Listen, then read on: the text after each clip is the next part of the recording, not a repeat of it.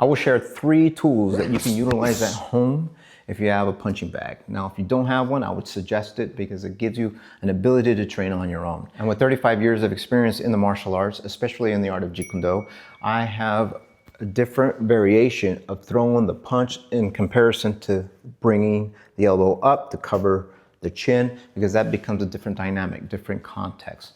And I do both, but in generality, when I'm training, I try to keep the elbows in because I have another focus, and I'll share the reason why we do that. The first thing I want you to do is measure the distance between you and the bag. Now, if you're in your left stance and you're going to throw this punch, you usually will crack it here and you snap it out and hit it. Now, you're standing in front of the bag, you're not moving around, not footwork yet or nothing, and you're doing this, okay? And then eventually you can throw the cross by covering the other side at the same time.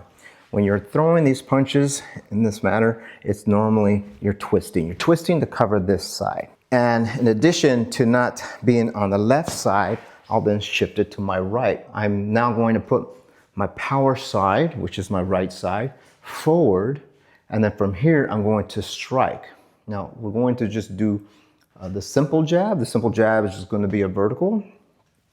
And you'll notice I'll feel out the contour of the bag as I'm hitting, and I'm rotating. Now, keep in mind that when I'm throwing the punch is that I'm rotating, but I'm also thinking of this other shoulder supporting this direction for power. So now you get a little pop because now you're hitting with the body is comparison to this one. See, there's a little snap to it.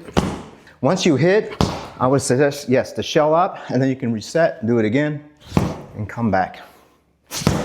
Come back. Now, once you get the hang of it, start to move. Now, shuffling is good. Let's say I'll start from here. I'll go 1, 2, 3.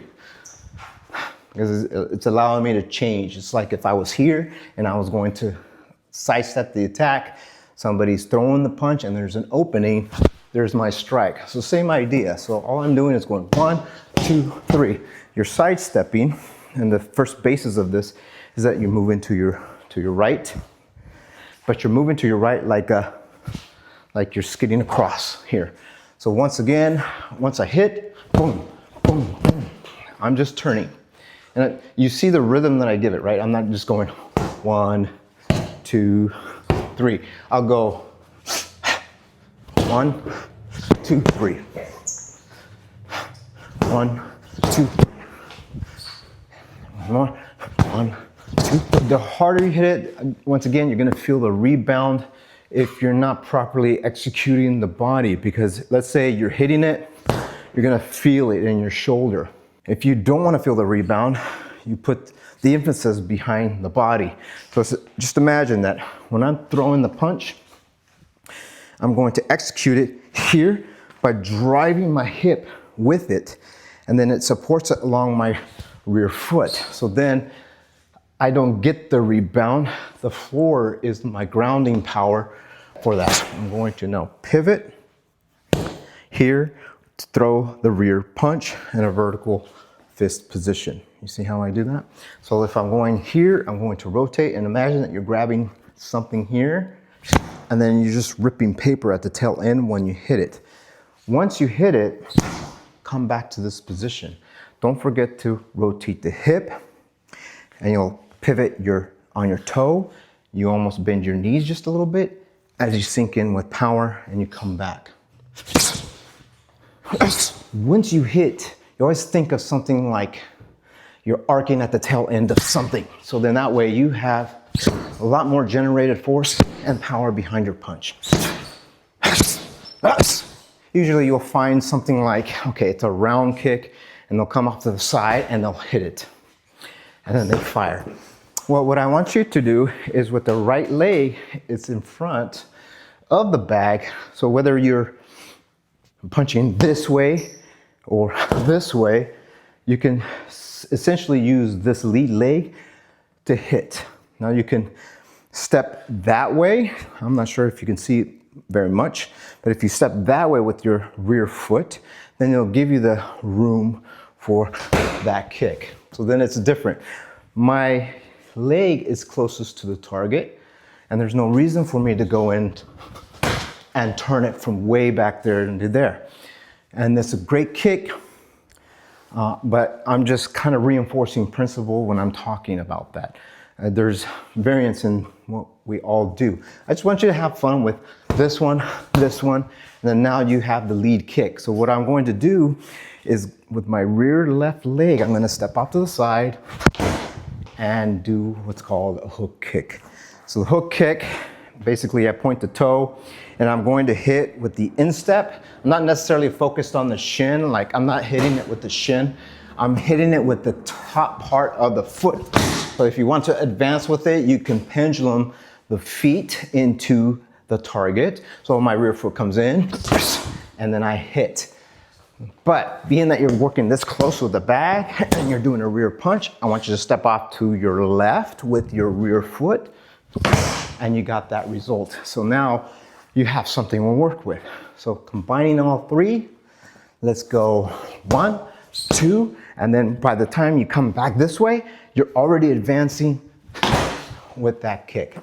And whether you land, whether you're here, and your foot's back here, go ahead and still advance with it. You'll see you'll have more generated force to hit with. But what I want you to try to do is to maintain your lead, whether you're moving off to the side here and then step off and hit it from there. I'm going to challenge you to reinforce power within this much space. It's very hard to do. It's not easy, but you get to the target quicker. If you're thinking about like, will it do harm with somebody? Of course, any impact does. It might create pain if you hit them in the right spot and so forth. But it purposely gets in front of a gap that's there and that's vulnerable, so you should take an opportunity for it. It's much like the jab, right? If it's there, I'm going to use it. Then go in for the power. But here for this point, I'm going 1, 2. Now from here, see, watch what I do. It's already triggered. Here, I'm going to use power from the ground, and there you are, all right? One more time, here, and hit. I would definitely wear some gloves when you're hitting the bag, because if you start to go even harder, then it reinforces your wrists, protects your hands. If you're looking for calluses, okay, that's a different story. But we're looking at, okay, how do I use my lead and my rear for power? Notice these are horizontal and these are horizontal. As I twist, I get that pop, come back, I get that pop. Now, what I've said before, if you're going to do principles in the alignment of the Jeet Kune Do, you relax the shoulders and you fire. Right? We're going here, the lead, the rear. My left foot steps off, and here's my hook kick. And if you want to recover from something like that, I would go 1, 2, 3, and then 4. You can fire right back. Why I do this is because I utilize certain tools. For in the case, like, just for a line of reference, if somebody's firing at me, okay, and I side the angle from there, I'm firing while I'm controlling tools. So that way, I'm going in and controlling the quick way of closing the distance and then eliminating the threat. And that's what I'm looking at. I'm going to use my hip every time I'm hitting. This minimizes targets against an assailant, and it also provides me a direct line to my target. If you like this video, please subscribe down below and share what you're doing at home. Help me understand what you need, and that way I can provide the next material. And until then, please subscribe, hit the notification bell button, and I'll see you soon. Stay explosive.